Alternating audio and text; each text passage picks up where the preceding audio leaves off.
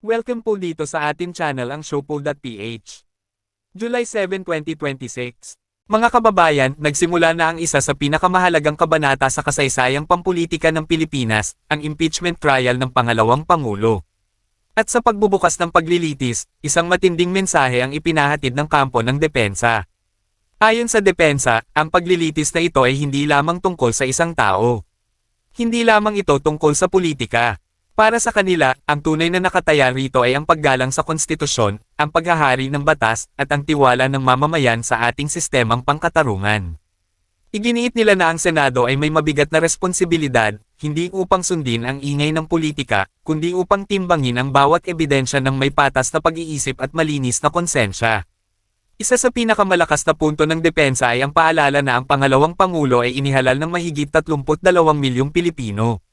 Kaya para sa kanila, anumang hakbang upang alisin siya sa pwesto ay dapat dumaan sa pinakamataas na antas ng legal na pagsusuri at hindi maaaring ibatay lamang sa mga paratang o sa opinyon ng publiko. Ngunit nilinaw rin nila na hindi nila tinututulan ang pananagutan ng mga opisyal ng gobyerno. Sa katunayan, sinabi nilang lahat ng nasa serbisyo publiko ay dapat managot sa taong bayan.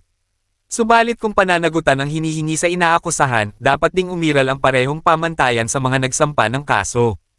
Mula rito, ibinaling ng depensa ang pansin sa naging proseso ng impeachment sa Kamara. Ayon sa kanila, nauna nang nagpahayag ang Korte Suprema ng mahahalagang obserbasyon tungkol sa naging proseso, at ito umano ay paalala na ang impeachment ay hindi dapat gamitin bilang kasangkapan sa politika o paraan upang alisin ang isang halal na opisyal nang hindi nasusunod ang itinakdang proseso ng batas. Para sa depensa, may malaking pagkakaiba ang pananagutan at pagiging patas. Hindi raw sapat na hangarin lamang ang accountability kung isinasantabi naman ang due process. Sapagkat kapag nawala ang pagiging patas, nawawala rin ang tunay na hustisya. Isa rin sa kanilang binigyang diin ay ang papel ng Senado. Ayon sa depensa, ang Senado lamang ang binibigyan ng konstitusyon ng kapangyarihang litisin at magpasya sa impeachment case. Kaya't hindi umano dapat magkaroon ng tila isang ganap na paglilitis bago pa man magsimula ang opisyal na pagdinig sa Senado. Pagdating naman sa usapin ng confidential funds, sinabi ng depensa na may mga impormasyon umanong hindi nabibigyang pansin sa mga pampublikong talakayan. Ayon sa kanila, ang pag-aproba at pagpapalabas ng naturang pondo ay dumaan sa mga proseso at dokumentong kinakailangan ng pamahalaan.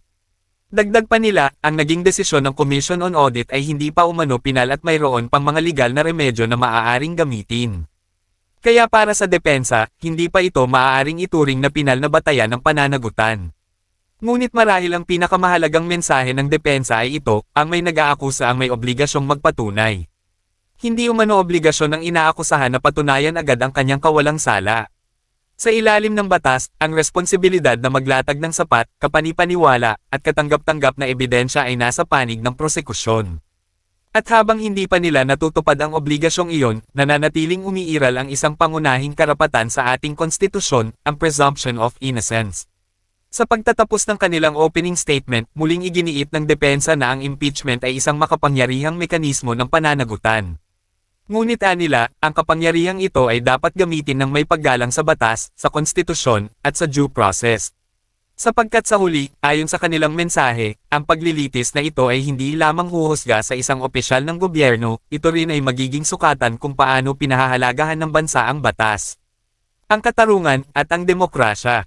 At yan ang ating latest SOCMED viral update for today. Please like and share ang video at huwag kalimutan mag-subscribe, i-click ang notification bell for more SOCMED viral updates at suportahan po ang ating Facebook page. Maraming salamat sa lahat ng nag-subscribe indeed, magandang buhay sa lahat, shukran.